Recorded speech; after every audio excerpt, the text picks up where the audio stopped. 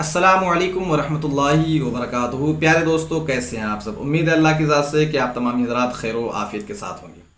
प्यारे दोस्तों, जैसा कि आप सबको मालूम है, मुफ्ती सलमान अज़हरी साहब को अरेस्ट कर लिया गया है। क्यों अरेस्ट किया गया है, मैं आपको वो बयान सुना देता हूँ। उससे पहले मैं आपको वो शेर जिसकी वजह से जो है ये सारा मामला हुआ, वो शेर मैं आपको सुना देता हूँ। वो शेर क्या है, रियल शेर क्या है, और उसमें तरमीम करते हुए मुफ्ती सलमान अज़हरी साहब ने क्या कहा, सुनिए। कहते हैं कि कुछ देर की खामोशी है, फिर शोर आएगा, तुम्हारा सिर्फ वक्त आया है, हमारा दौर आएगा। ये रियल शेर है। और इस पर तरमीम करते हुए मुफ्ती सलमान अज़हरी साहब क्या कहते हैं कि कुछ देर की खामोशी है, फिर शोर आएगा, आज कुत्तों का वक्त है, कल हमारा दौर आएगा। और इसको सुधांशु त्रिवेदी ने इस क्लिप को निकाल करके ट्वीट किया और कहा कि देखो, हिंदुओं को कुत्ता कहा जा रहा है। उसके बाद से फिर जो है सुदर्शन न्यूज़ चैनल में और भी कई टीवी चैनल में इस बयान को चलाया गया, और फिर जो है उनके खिलाफ एफआईआर दर्ज हुआ मुफ्ती सलमान अज़हरी के ख़िलाफ़, और जो है उनको अरेस्ट कर लिया गया गुजरात पुलिस के द्वारा।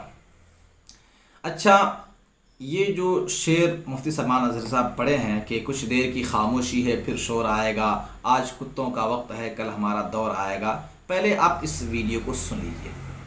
हमसे उलझते हैं, अभी तो करबला का आखिरी मैदान बाकी है, कुछ देर की खामोशी है, फिर शोर आएगा, आज कुत्तों का वक्त है, कल हमारा दौर आएगा, लब्बैक या रसूल अल्लाह। प्यारे दोस्तों, आपने वीडियो सुन लिया, वो शेर पढ़ रहे हैं।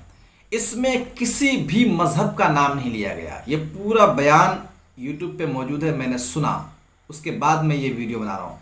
इस पूरे बयान में कहीं भी हिंदू लफ्ज़ इस्तेमाल नहीं हुआ, किसी भी मज़हब को टारगेट नहीं किया गया, किसी भी मज़हब के मानने वालों के ताल्लुक से नहीं कहा गया है कि जो है आज कुत्तों का, उनको कुत्ता नहीं कहा गया। तो जब किसी भी मज़हब का नाम नहीं लिया गया, तो फिर सुधांशु त्रिवेदी ने ये ट्वीट क्यों किया कि हिंदुओं को कुत्ता कहा जा रहा है। तो गोया कि सुधांशु त्रिवेदी ने एक गलत न्यूज़ को फैलाया, और जिसकी वजह से ये सारा मामला जो है आपके सामने पेश आया। अच्छा, मुफ्ती सलमान अज़हरी के ख़िलाफ़ तो एफआईआर दर्ज हो गया, उनको अरेस्ट कर लिया गया। अब वो कब बाहर आएंगे नहीं आएंगे पता नहीं है, इंशाअल्लाह बहुत जल्द आ जाएंगे, अल्लाह से दुआ है। मुफ्ती सलमान अज़हरी के ख़िलाफ़ तो कार्रवाई हो गई।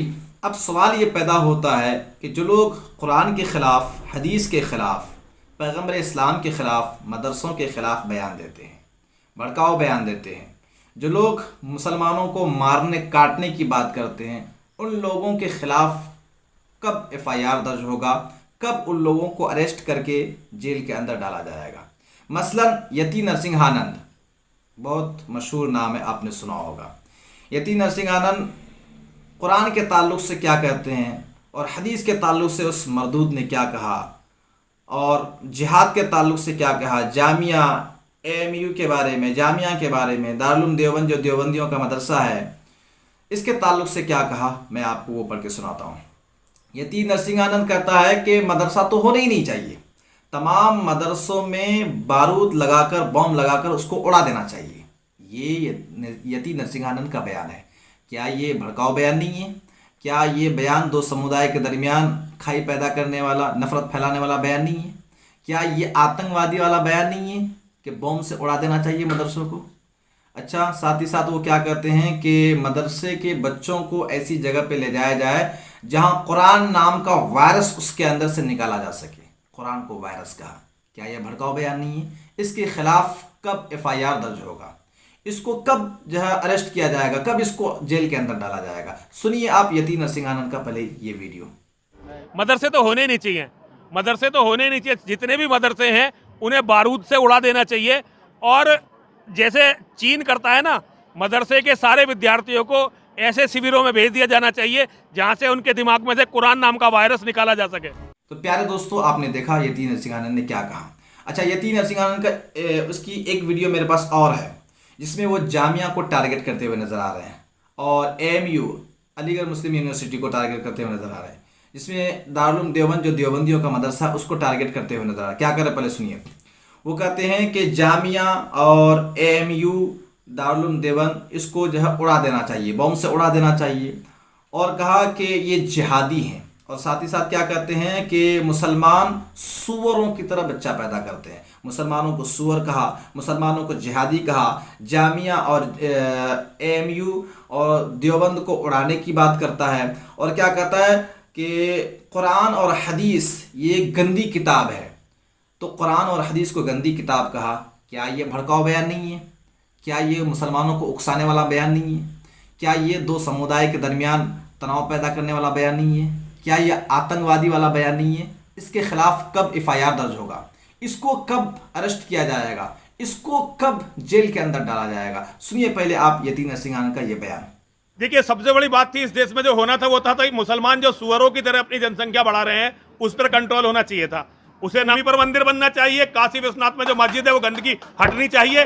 AMU को तो बिल्कुल बम डाल के जो है खत्म करना चाहिए। AMU को, AMU में पहले भी देश का बंटवारा करवाया और आज भी AMU केवल और केवल वहां देशद्रोही पैदा होते हैं, वहां मानवता विरोधी पैदा होते हैं। ये तो सरकारें कमजोर हैं। अगर किसी दिन कोई मर्द दिल्ली की गद्दी पर बैठा तो सबसे पहले जो चीज खत्म होनी चाहिए वो तो होना चाहिए दारुल उलूम देवबंद, और उसके बाद दूसरी चीज जो खत्म होनी चाहिए वो होनी चाहिए अलीगढ़ मुस्लिम विश्वविद्यालय, और तीसरी चीज जामिया। ये तीनों तो पहले दिन खत्म होनी चाहिए, उसके बाद इस देश का कुछ भला हो सकेगा। ये सनातन वैदिक राष्ट्र बनना चाहिए, वेद के सिद्धांतों पर, सनातन धर्म के सिद्धांतों पर यह राष्ट्र बनना चाहिए जिसमें एक भी मस्जिद ना हो, एक भी मदरसा ना हो, और एक भी जिहादी ना हो, एक भी कुरान ना हो, एक भी हदीस ना हो, ऐसी गंदगी की कोई किताब ना हो। तो प्यारे दोस्तों, आपने देखा यति नरसिंहानंद किस तरीके से जहर उगलते हुए नजर आ रहे हैं। ये तो यति नरसिंहानंद की बात है और कई साल से ये वीडियो यूट्यूब पे मौजूद है। किसी भी पुलिस वालों के अंदर ये जुर्रत नहीं है कि इसके खिलाफ FIR दर्ज करे और इसको अरेस्ट करके इसको जेल के अंदर डाले। अच्छा, ये तो यति नरसिंहानंद की बात थी। एक नाम मैं आपको और बताता हूँ, साध्वी प्रज्ञा ठाकुर जो कि सांसद है। इसका एक बयान है जो कर्नाटक इलेक्शन के दरमियान दिया गया बयान है। उसमें वो कहती हैं कि हिंदुओं से कह रहे हैं कि अपने घर में हथियार रखो। कोई अगर मुसलमान ये कह दे कि मुसलमानों अपने घर में हथियार रखो, या आज मैं बोल दूं कि मुसलमानों अपने घरों में हथियार रखना शुरू कर दो, तो कल, बल्कि ये बयान यूट्यूब में डालने के बाद 10-15 मिनट के बाद हो सके मेरे पास कॉल आ जाए और मेरे खिलाफ जो FIR दर्ज हो जाए और मुझे भी अरेस्ट करके जेल के अंदर डाला जा सकता है अगर मैं ये बोलूं तो। लेकिन जो है साध्वी प्रज्ञा ठाकुर ने भरे मंच में हिंदुओं को कहा कि अपने घरों में हथियार रखो, और कहा कि कुछ नहीं तो कम से कम जिस छुरी से, जिस चाकू से तुम सब्जी काटती हो उसको तेज रखो, ताकि सब्जी अच्छी से कटेगी तो दुश्मनों के जुबान भी अच्छे से कटेंगे और सर भी कटेंगे। यानी मुसलमानों को मारने काटने की बात भरे मंच से हो रही है, लेकिन उसके बावजूद किसी भी पुलिस वालों ने उसके खिलाफ FIR दर्ज नहीं किया, उसको अरेस्ट नहीं किया, और आज भी वो आज़ाद घूम रही है। सुनिए आप पहले साध्वी प्रज्ञा ठाकुर का ये बयान। अपने घर में हथियार रखो, कुछ नहीं तो सब्जी काटने वाला चाकू जरा तेज रखो, स्पष्ट बोल रही हूं। तो हम भी सब्जी काटने वाले चाकुओं को जरा तेज रख लें, पता नहीं कब कैसा मौका आए। तो जब हमारा सब्जी अच्छे से कटेगी तो निश्चित रूप से दुश्मनों के मुंह भी और सिर भी अच्छे से कटेंगे। तो प्यारे दोस्तों, आपने सुन लिया, कई बयान मैंने आपके सामने पेश किया। मुफ्ती सलमान अजहरी साहब सिर्फ इतना कहे हैं कि कुछ देर की खामोशी है फिर शोर आएगा, आज कुत्तों का वक्त है कल हमारा दौर आएगा। तो इस शेर को पढ़ने की वजह से उनको अरेस्ट कर लिया गया, और ये सारे लोग जो मुसलमानों के खिलाफ इस तरीके से जहर उगलते हुए नजर आ रहे हैं, उसके बावजूद ये लोग छुट्टा घूम रहे हैं और इन लोगों के खिलाफ FIR भी दर्ज नहीं हो रहा है, इन लोगों को अरेस्ट नहीं किया जाता है। इन लोगों को जो हकीकत में इन लोगों को सलाखों के पीछे होना चाहिए, लेकिन उसके बावजूद ये लोग आज़ाद घूम रहे हैं। आपकी क्या राय है इस वीडियो पर और इन लोगों पर, कमेंट करके ज़रूर हमें बताइएगा। अस्सलामु अलैकुम वरहमतुल्लाहि वबरकातुहू।